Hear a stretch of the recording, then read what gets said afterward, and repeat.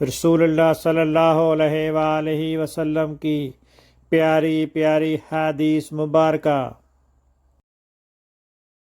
Make sure you like and subscribe to my channel for more hadiths.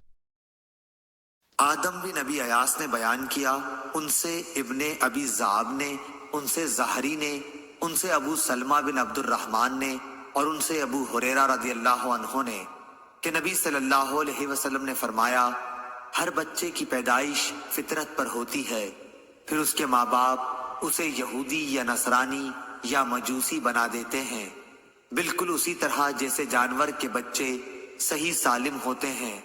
क्या तुमने पैदाइशी तौर पर कोई इनके जिस्म का हिस्सा कटा हुआ देखा है? सही बुखारी हदीस नंबर 1385। अल्लाह ताला उसके चेहरे को रोशन करे जो हदीस मुबारका सुनकर आगे पहुँचाए।